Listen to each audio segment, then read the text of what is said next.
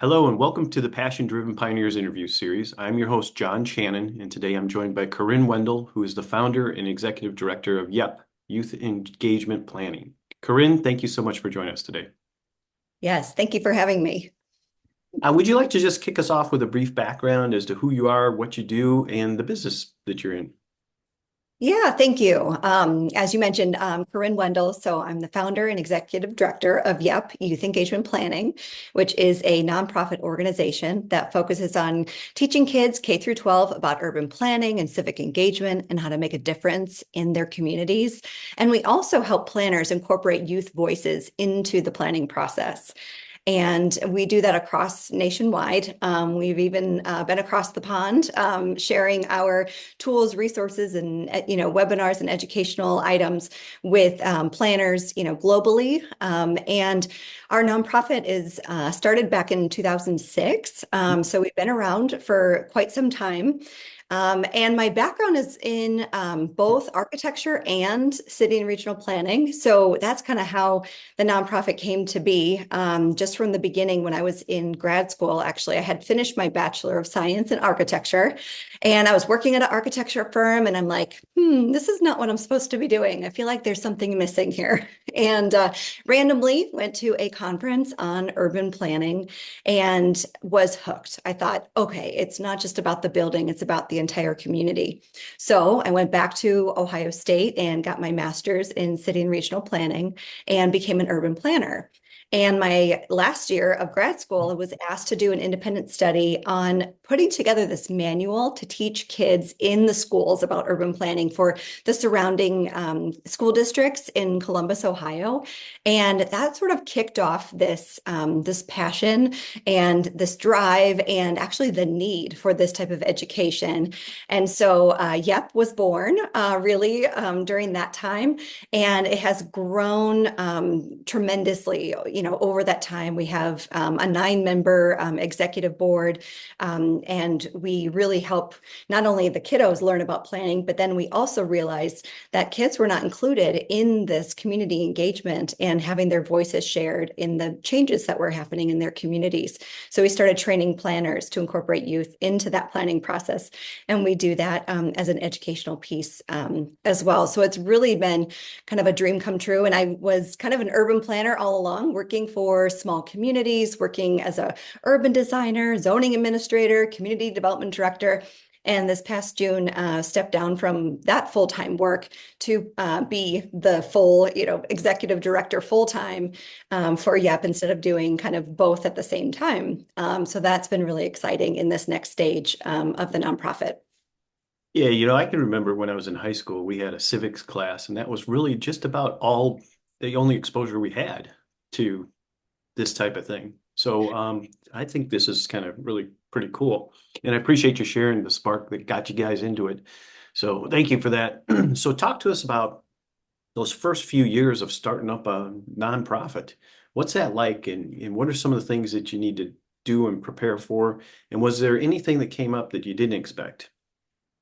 Yes, those are really good questions. For a while, just trying to figure out, this is something that is, you find something in the world that's kind of missing and you want to build it or create it. And a lot of the work we do, we find the missing pockets of things and we're like, we're just going to go ahead and create it and, have it out in the world. And the nonprofit was one of those ideas where I was having a lot of different resources and activities and people that could download things like in a Dropbox, like back when Dropbox was kind of a big deal. And it was like 30 people were in the Dropbox. And I'm like, this is not sustainable. We need to really make this official. And so the early years were figuring out, how do we become a 501c3? What is that process? What are the articles of incorporation? How do we kind of get our feet set with the Secretary of State and get those official types of paperwork, learning, okay, so now we need to create a board. So the board started as 3 people and then grew to 8 and then to 9 people. So it was really looking at who has done this work and trying to find someone similar out there in the world, but no one had the same type of nonprofit that we've had. We're really the only standalone youth engagement planning nonprofit out there that's not connected to like a university or another program or a museum or something like that, where it's like a sub entity. We are a standalone nonprofit. So we tried to find, different resources that would really help us. And the 9-member executive board that I talk about, they're actually all women rock star planners in their daily work, and then they help and volunteer for YEP on the side. And so in all of their experience, because they span, nationwide in their locations, we're able to find people that were able to kind of help us, kind of get the torch moving, and, thinking about, what does programming look like? What does, what do the resources look like? How do we become more visible to people that would need our help? And so, it started kind of a groundswell of, okay, so we're going to have, the official paperwork, have everything set. We're an entity, here in Minnesota. We're able to have in-kind donations, and we're able to do our programming, with the help of other partners. We're able to partner with other organizations to help grow our mission. And that was really successful. And we have sustained partners like over this almost 18 years of being a nonprofit, which is amazing. And then, a lot of it had to do with, how do we become someone that people look to? So we thought, well, there's not a lot of research out there. How do we partner with universities and other organizations to really put out there in the world what needs to be in terms of education, and also in terms of information about youth engagement. And so we just started building all of our curriculum that was available for free on our website, our best practices, our how-to guide, the guide to youth engagement, a youth action, work plan that you can, sit down and work out how you're going to engage youth in your next activity. And through that building of that, we really gained a lot of traction from a lot of the people that were interested in the work that we were doing. And then also, as a sort of a necessity, oh, I didn't know someone was doing this work. This is so great.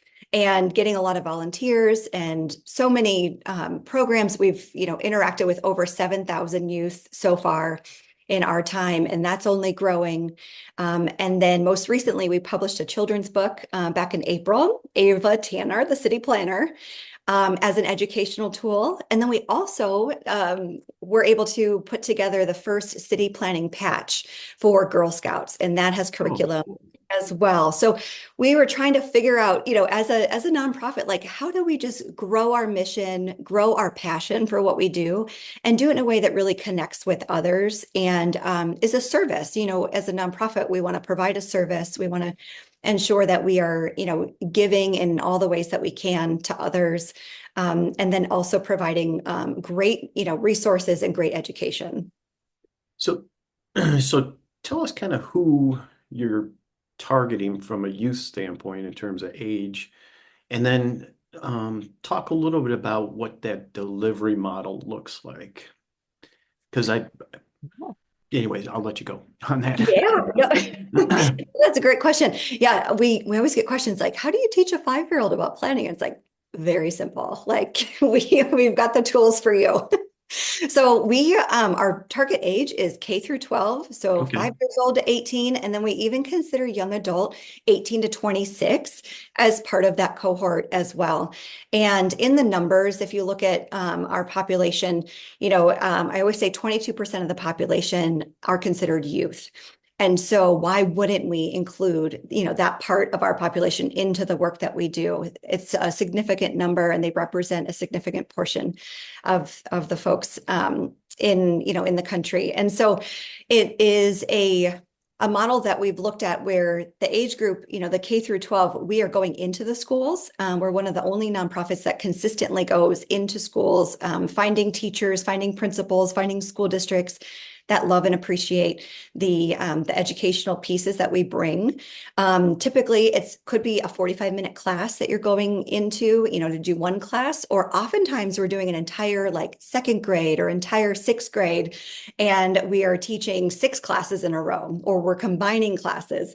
I had about 150 second graders a couple of weeks ago that I was teaching down in Jordan, Minnesota, and bringing them education and kind of these tools that they've never interacted with before. And maybe it aligns with like a civics or a geography, or they're learning about communities or community helpers. But urban planning is so special that they have not been able to learn it as we know it today. And so age range is wonderful because we're able to either go into the schools, or we're partnering with organizations like the Boys and Girls Club, Girls Inc., Big Brothers Big Sisters, and having those relationships with existing youth organizations, even through youth councils or even church youth groups. And so the education that we bring can be anything. That's why it's so great. We customize curriculum all the time. So you can use our templates, but you can infuse any type of, different type of activities that you want to. We give you all different types of examples that you can use. And then for those older kiddos, we're either going into the high schools, or we're meeting them, as undergraduate students, Mhm. or they're at a career fair, and we're having, different types of more kind of pathways to planning discussions. How did I become a planner? What degrees, can you have, and become a planner? Or what topics or subjects are you interested in and become a planner? And the good news is you can be interested in any type of topic or subject and become a planner. A lot of us have a lot of different backgrounds and have loved and appreciated finding planning. And a lot of the times I ask, when I do, speaking at conferences and I ask everyone who found out about planning in high school, and like two people raise their hand in like a room of 500. So until the entire room raises their hand, we feel like we have a lot of work to do. And finding those relationships and having planners kind of carry out that mission of bringing this topic into the schools and really introducing planning as early as possible. That's really neat, and I appreciate you taking the time to share that with us. So let's talk about, you've been doing this since 2006, right? Yes. What are some of the things that you're doing to stay innovative in this space, and also, I would say, adaptable and open to change? Yeah, that is such a great question. We have probably a laundry list of things that we still want to accomplish. We feel like our mission is endless because there are so many different people that we can be meeting, different activities that we can be putting on, different programming. One thing that we specialize in is we always do a giant workshop at the National Planning Conference, which happens annually every year, and we sell out every single year. And we're teaching 40 plus planners about youth engagement and how to, kind of bring it along in your planning work. And then in that same moment, we're turning those skills into abilities and having them interact with youth right at that same moment. And it's sort of the learning piece of it and engagement, and then putting that into practice and actually having us there with you to coach you as the students are there and kind of deploying these different programs.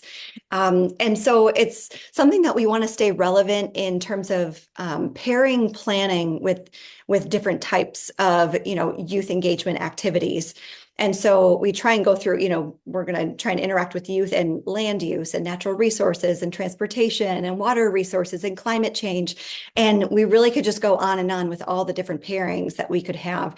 And we tend to stay relevant in that regard, ensuring that we are on top of what's happening in the planning practice right now. Of course, we have housing shortages, affordable housing, bringing those tough topics to the youth kind of spectrum and trying to talk with them about their ideas and what they think, should be in the world, because they have amazing ideas and always think in a way that's very optimistic and very exciting and inspiring. And so it's always trying to make sure that we have relevant topics and that we're bringing that programming consistently, that we're providing as much as we can on our website. Thankfully, we're easily found in terms of being able to, we've had thousands and thousands of downloads of our information. And then speaking. So speaking at, national planning conferences, we were invited over to the UK to speak. The folks over in the Planning Institute of Australia purchased almost 300 of our Ava Tanner books to give out to schools and libraries. And so it's staying relevant and making sure that we're keeping the conversation going and building those relationships with different kind of partners and point people in the US and abroad. So, nonprofit, right? What's your revenue model look like, right? So are you using, fundraising, which I know is used a lot, or sales of certain things? And just tell us about what that revenue model looks like, because obviously you need resources to be able to do all these things. Yes, very true. As a nonprofit, for us, that has kind of shifted over time. So, well, some things have stayed the same, but I really see it in three different buckets. So we have sustained sponsors, we have in-kind donations, we have partnerships with firms and different organizations that kind of are, giving to us, annually. We have private donors, individual folks who give to us.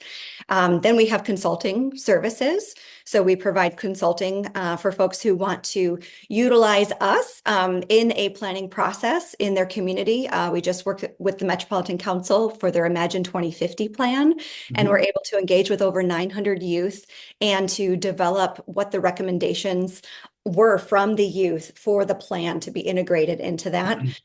We also provide workshops and then the keynote speaking as part of our services. And then the other part of that are things that we are able to kind of monetize. So we have some of our resources that are downloadable or purchasable on our website that have a revenue stream. And then all of the proceeds from the Ava Tanner book go back into the nonprofit as well. So we've been able to kind of keep that going in terms of our revenue and how we keep our organization strong. We're actually going to be having a bigger sponsorship campaign coming out for Giving Tuesday, December 3rd. So we're kind of tracking for that as well, and just building and growing, our visibility and then how folks can support us. That's great. So I'm going to just kind of ask you, knowing that this show, right, is targeted towards people that are going to be in their first few years of business, or maybe people that are thinking about this type of business. So from a nonprofit perspective, do you have any final thoughts or words of advice you'd like to share with our audience today? Yeah, I would love to be a source of, inspiration, a support, and, just giving you sort of just the excitement about having your nonprofit, having your business, small business, whatever it is that you're building, and to really keep that torch lit, to be able to, carry out the things that you feel are important and kind of getting all those kind of steps in place, but also enjoying it along the way. I would lean into your relationships, your partnerships, your network. That's been very successful for us. The amount of planners that I know, like nationwide, is really kind of surprising sometimes. Like, oh my goodness, like I know so many people, but it just helps having, your nonprofit or your business thrive. And you never know where that next, kind of partnership is going to come from, or you're going to be able to kind of grow in a way that were surprised by. I think just keeping kind of keeping on the, kind of the momentum that you have, like don't let up, like keep full steam ahead and, ensure that you are kind of sharing your successes with others too, so that they are aware of what you're doing and why you're doing it. So there's so many things that you can do as a nonprofit, and be like very proud of what you're doing and why you're doing it. And you're providing a wonderful service to people, in your community and probably the surrounding communities. And keeping that at the forefront, keeping your purpose and your why at the forefront of why you're doing what you're doing, because that's going to really drive the success. The success will come after, but as long as you are authentic and true to yourself, then you're going to build exactly what you're meant to build. And it's really going to help a lot of people. Listen, thank you so much for your time today, Corinne. Yes, thank you so much for having me. I appreciate it. It was really fun hearing your passion behind what you're doing and feeling it too. So I really appreciate that. And to everyone watching, I look forward to seeing you in our next episode.